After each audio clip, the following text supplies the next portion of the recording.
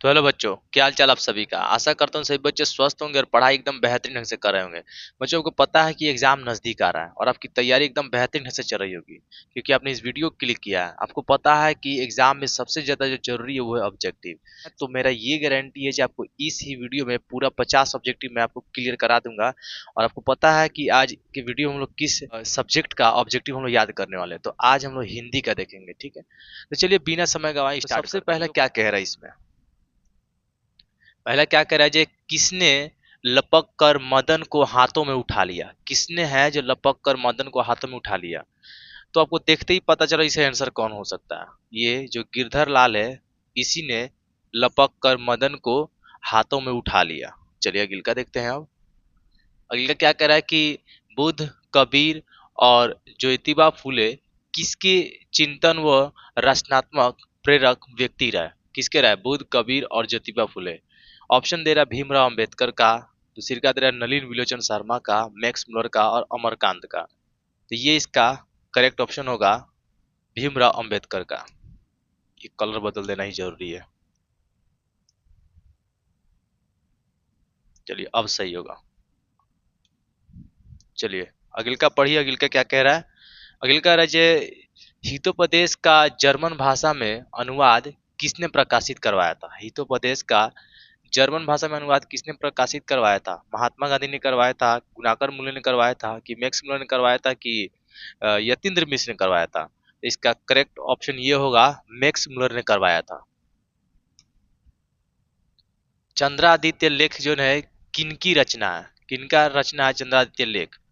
Option दे रहा है भीमराव अंबेडकर की है कि हजारी प्रसाद द्विवेदी की है, बिरजू महाराज की है कि रामविलास शर्मा की है। तो अगर आप याद किए होंगे तो इसका करेक्ट ऑप्शन ये होगा हजारी प्रसाद द्विवेदी का है। चलिए अगले का देखते हैं।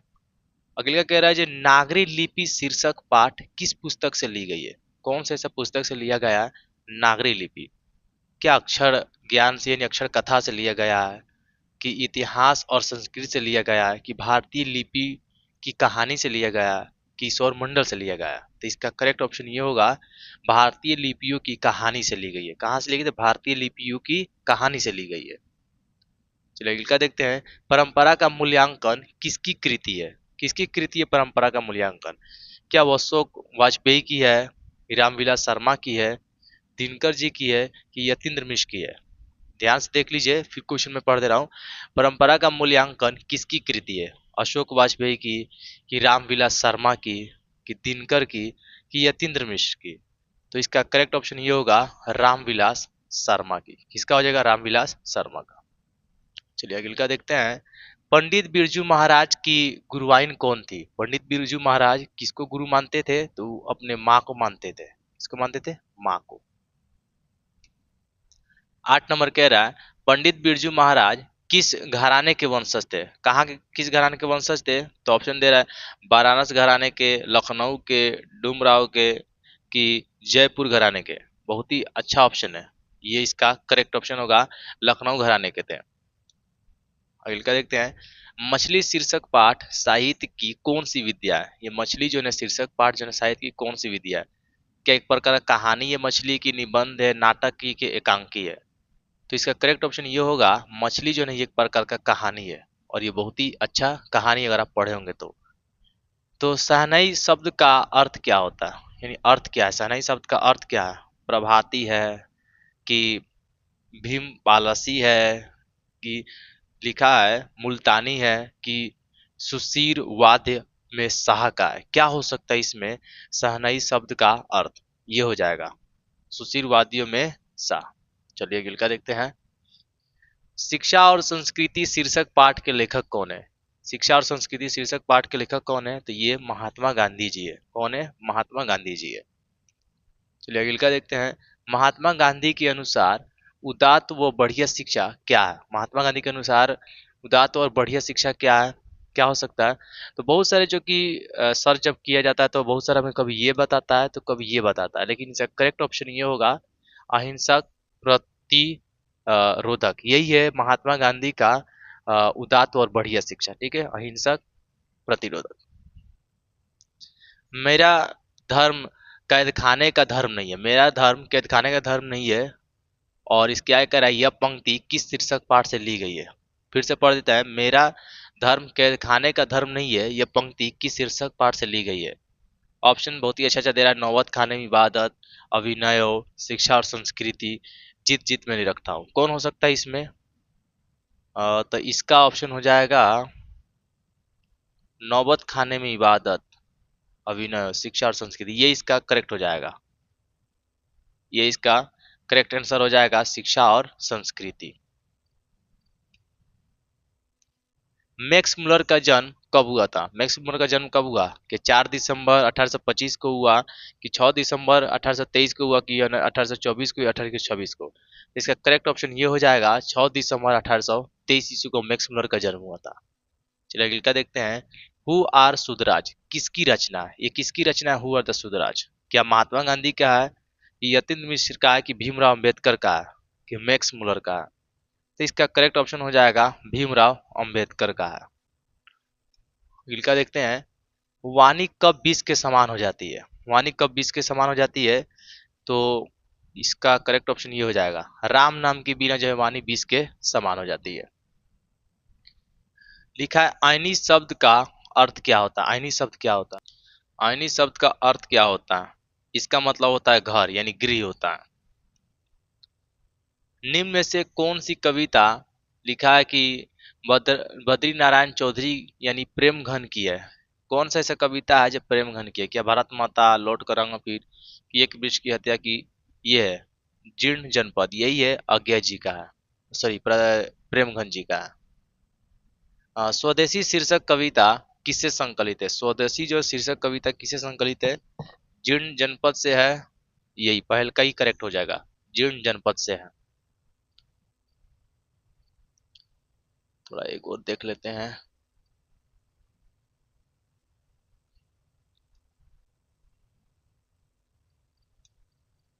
ठीक है, अगला का है, भारत माता शीर्षक कविता किस काव्य कृति से ली गई है? कहाँ से ली गई है? तो ये गांव यानी ग्रामवासियों से ली, गांवों से उठाया गया ये भारत माता। ठीक है, निम्नलिखित में से सच्चिदानंद हीरानंद वत्स अज्ञा यानी शॉर्ट भाषा में अज्ञा की कविता कौन है? कौन है इसमें से अज्ञा जी का है? लौट कर आऊंगा फिर, जनतंत्र का जन्म, मेरे बिना तुम प्रभु है, हिरोशिमा, ये है, ये अज्ञा जी का हिरोशिमा। ऑब्जेक्टिव कुछ खास भारी नहीं दिख रहा, सब आसाने हैं। कवित्री अनामिका के पिता का नाम क्या है? पप्पा जी का नाम, किसके? अनामिका का। तो ये हो जाएगा श्याम नंदन किशोर, ये है अनामिका के पप्पा जी का नाम है। रेनर मारिया रिल्के का जन्म कब हुआ था? रेनर मारिया रिल्के का जन्म कब हुआ? तो 4 दिसंबर 1875 ईस्वी को रेनर मारिया रिल्के का जन्म हुआ था। हिंदी में स्वर वर्णों की संख्या कितनी होती है? ऑप्शन दे रहा है 10, 11, 12, 13। तो ये हो जाएगा हिंदी में 11 गो होती है। कितना होती है? 11 गो।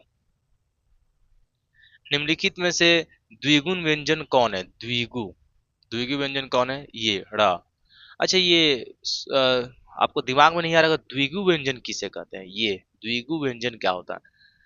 वे व्यंजन जिसमें जब हम लोग बोलते हैं तो तेजी से जीभ जो होता है ऊपर टच करता है, और तेजी से क्या होता है? नीचे टच करता है। हम क जब बोलते हैं तो हमारा जो जीभ है ऊपर तो जा नहीं रहा है, च बोलते हैं तो नहीं जा रहा है, ज बोलते नहीं जा रहा है, लेकिन जैसे हम र बोलते हैं, र तेजी से जीभ ऊपर जाता है, तेजी से नीचे आ जा रहा है। तो वैसे हम द्विगुण पहचान सकते हैं। द्विगुण पहचान का तरीका क्या है? तेजी से ऊपर जाएगा, तेजी से फिर क्या जाएगा? जीभ नीचे आ जाएगा। ठीक है, उसके बाद देखते हैं त का उच्चारण स्थान क्या है? त का उच्चारण स्थान क्या है? कंठ, तालु, मूर्धा, दंत। त का उच्चारण स्थान क्या है? दंत। जब हम बोलते हैं तो जीभ जो है कहाँ जाके ठेकता है? टच कहाँ करता है? दांत में टच करता है। निम्न में से जातिवाचक संज्ञा कौन है? कौन ऐसा है जिससे बोलने से पूरे जाति का बोध हो जाएगा? हिमालय। क्या हो जा रहा है इसमें? हिमालय हो जाएगा। अगले का देखते हैं, हिंदी में कुल कितने सर्वनाम होते हैं? 11। हिंदी में कुल 11 सर्वनाम होते हैं। निम्न में से तत्सम शब्द कौन है? तत्सम बोल रहा है नाक, जीभ, नीम, ओष्ठ, ये है तत्सम, ओष्ठ हो जाएगा। उपनिवेश शब्द में उपसर्ग कौन है? देखिए उपसर्ग करने का मतलब जो होता है, जो सबसे पहला जो होता है वो उपसर्ग होता है, जो सबसे लास्ट में होता है वो क्या होता है? उसे हम लोग प्रत्यय बोलते हैं। सबसे जो पहला होता है उपसर्ग होता है, जो लास्ट में होता है उसे प्रत्यय बोलते हैं। तो उपसर्ग में देखिए ये उ वेश उपनी और उप, तो ये हो जाएगा उप। सबसे पहले क्या हो जाएगा उप और उसका निवेश। ठीक है। हाँ, बोली शब्द में प्रत्यय कौन है? सबसे लास्ट में जो होगा वही होगा प्रत्यय। देख पा रहे हैं इसमें इसम को ई है तो ये दीर्घ ई हो जाएगा, ये इसका करेक्ट हो जाएगा। इलागिल का देखते हैं। तालाब शब्द का पर्यायवाची शब्द क्या है? यानी पर्यायवाची कहने का मतलब तालाब को दूसरा भाषा में क्या बोल सकते हैं? तो विभूति तो हो ही नहीं सकता, नीर हो ही नहीं सकता, क्या लिखा है समीर अन्ना, ये तड़ाक। तालाब को हम दूसरी का भाषा में तड़ाक भी कह सकते हैं। ठीक है, दूसरी का नाम है। ठीक। चांद पर थूकना, मुहावरे का अर्थ क्या है? मुहावरा जो होता है ना बहुत ही इंटरेस्टिंग होता है। चांद पर थूकना, जब हम चांद पर थूकते हैं तो थूक हमारे ऊपर ही गिरता है। इसका मतलब किसी को हम व्यर्थ ही क्या करते हैं, किसी का निंदा करते हैं, किसी का बुराई करना ले दे के बात है, ये अपना ही बुराई के क्या है बराबर है, अपने ही गधापन का साबित करने के बराबर है। लिखा है श्यन शब्द का संधि विच्छेद क्या हुआ? श्यन शब्द का संधि विच्छेद तो इसमें हो जाएगा ये। अब समझ में नहीं आ रहा ये कौन से संधि से है, तो सबसे पहले बताते हैं ये स्वर संधि से। ये हो जाएगा स्वर संधि, ये स्वर संधि से है। और स्वर संधि में कौन है? तो स्वर संधि में आयादी संधि है। आयादी संधि है। आयादी संधि का नियम को पता है, ए ऐ ओ और औ, इसके बाद अगर कोई भी स्वर आता है, ए के बाद कोई मतलब इस ये जो दिख रहा है इसके बाद अगर कोई भी स्वर आता है तो ए का बन जाता है ऐ, ऐ ऐ का बन जाता है आय, इसका क्या बन जाता है आय बन जाता है, ओ का बन जाता है औ और इसका बन जाता है आओ बन जाता है। तो इसमें देखिए ध्यान से अगर हम देखेंगे तो ये जो दिख रहा है एकले ये है। ठीक है, इसके बाद आप देख पा रहे हैं एक अलग स्वर आ जा रहा है, कोई भी स्वर आ जाना चाहिए। ठीक है, तो इसका क्या बना देगा, ये बना देगा अय बना देगा, जो कि यहाँ देख पा रहा है। ठीक है, तो मेरे ख्याल से समझ में आपको आ रहा होगा। जल में लगने वाली आग के लिए एक शब्द है। जल में लगने वाली आग के लिए एक शब्द देना है, ये बड़वानल हो जाएगा, एक शब्द है ये। नाखून शब्द कौन सा लिंग है? पुल्लिंग है। अक्सर बच्चों से हमें कंफ्यूजन होता है स्त्रीलिंग कैसे पहचाने, पुल्लिंग कैसे पहचाने। तो हम नाखून को हम पुल्लिंग तो बोल दिए, लेकिन क्या ऐसा कोई हिंट आप सर दे सकते हैं जिसे पुल्लिंग का ही हमें एहसास हो? तो जब भी हम कहते हैं जब मेरा नाखून बढ़ गया, तो हम क्या हैंगे बोलते हैं मेरा नाखून बढ़ गई है, ऐसे तो नहीं बोलते हैं मेरा नाखून बढ़ गया। शब्द ही देख पा रहा है, जो बोलने वाला जो चीज है वो लड़का है, नाखून बढ़ गया है। जब ई जब हम सुनाते हैं ये काम कर ली चली गई, तो उसमें हम लोग पुल्लिंग स्त्रीलिंग का पकड़ते हैं। ठीक है, लेकिन जब हम बोलते हैं जब मेरा नाखून बढ़ गया, इसे नाखून को काट लो, नाखून को रखो, तो उसमें हमेशा क्या चीज का पहचान आता है, पुल्लिंग का पहचान आता है। चलिए अगले का देखते हैं हम। निम्न में से अशुद्ध शब्द कौन है? अशुद्ध शब्द कौन है? तालाब बिल्कुल सही लिखा है, दीपिका ये सही लिखा है, ये लिखा है ज्योत्सन, ये गलत लिखा है, इसको क्या लिखना चाहिए था? इसका करेक्ट हो जाएगा ज्योत्सन, ज्योत्सना, ये करेक्ट होगा। ठीक है, इस प्रकार से इसको सुधारना होगा। तो इसमें कौन निम्नलिखित में कौन अशुद्ध शब्द है? ये अशुद्ध है। इसका शुद्ध कैसे लिखा है? ऐसे शुद्ध लिखा है। ठीक है, करेक्ट ऑप्शन क्या होगा? ये होगा। अगले का देखते हैं। भूतकाल के कितने भेद होते हैं? तो भूतकाल के 6 भेद होते हैं। लक्ष्मी किसके घर में काम करती थी? लक्ष्मी जो है किसके घर में काम करती थी? तो तहसीलदार साहब के घर में क्या करती थी? काम करती थी। ये बोल रहा है माँ शीर्षक कहानी के लेखक का नाम क्या है? तो क्या हो सकता है? ईश्वर पेटलीकर। हाँ, यही हो जाएगा। माँ कहानी जो दिख रहा है, माँ कहानी शीर्षक के लेखक का नाम क्या है? तो ईश्वर पेटलीकर है। और लिखा है अरे अपनी अमीरी दिखाने के लिए रसमलाई भेजती है, क्या यह किसने कहा था? किसने कहा था? तो बिरजू जी की पत्नी यानी पुष्पा जी ने कहा था। किसने कहा था? पुष्पा जी ने कहा था। ढहते विश्वास कहानी में लक्ष्मी के पड़ोस का पढ़ाकू लड़का कौन था? अरे कहने का बात है, गुणनिधि था। माँ जी लोगों को अस्पताल के लिए किसकी उपमा देती थी? ये जब माँ से पूछा था तो माँ अस्पताल को क्या कहती थी? क्या कहती थी? हाँ, गौशाला कहती थी। प्रतिदिन शब्द कौन सा समास है? कौन सा समास है इसमें? प्रतिदिन।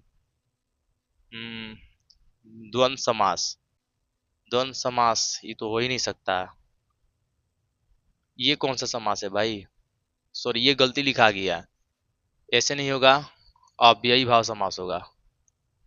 अव्ययी भाव समास, ठीक है। इसमें प्रतिदिन में कौन सा शब्द है? तो अव्ययी भाव समास है। कौन सा समास है? ये इसका करेक्ट ऑप्शन हो जाएगा, अव्ययी भाव समास हो जाएगा। ठीक है। तो अव्ययी भाव समास किसे बोलते हैं? यानी पहला शब्द जो होता है प्रधान होता है, ठीक है। जैसे प्रति, प्र ऐसे करके जब मिलना लग जाए तो समझ जाइए कि अव्ययी भाव समास है। मिलन शब्द का विलोम क्या हो सकता है? मिलन शब्द का विलोम, इसका उल्टा। तो बंधन, ये नहीं हो सकता है। हम किसी से मिल रहे हैं तो बिछड़ना तो क्या हो जाएगा? उसका विलोम उल्टा हो जाएगा, विमुख, ये नहीं हो जाएगा। मुंह फेर लेने का मतलब ये थोड़ी होता है बिछड़ गए, निर्गुण नहीं हो सकता है। लेकिन विरह क्या होता है? मिल रहा है तो विरह भी तो होता है, तो ये इसका करेक्ट हो जाएगा। लिखा है कि अर्चना अत्यंत सुंदर है। अर्चना अत्यंत क्या है? सुंदर है। इस वाक्य में कौन प्रतिविशेषण है? बहुत ही अच्छा है, प्रतिविशेषण। अब प्रतिविशेषण किसे बोलते हैं? विशेषण, विशेषता का भी विशेषता बताए, यानी किसी चीज का विशेष हो रहा है उसका भी विशेषता बताते हैं, तो होता है प्रतिविशेषण। अर्चना जो एक लड़की है, ये क्या है? सुंदर है।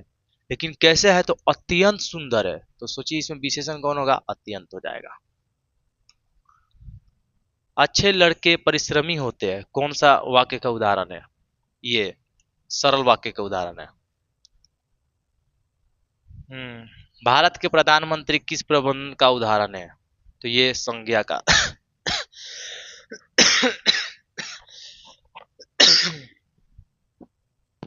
तो ये हो जाएगा संज्ञा का उदाहरण है। क्या चीज हो जाएगा? संज्ञा का। अच्छा, अगले का देखते हैं।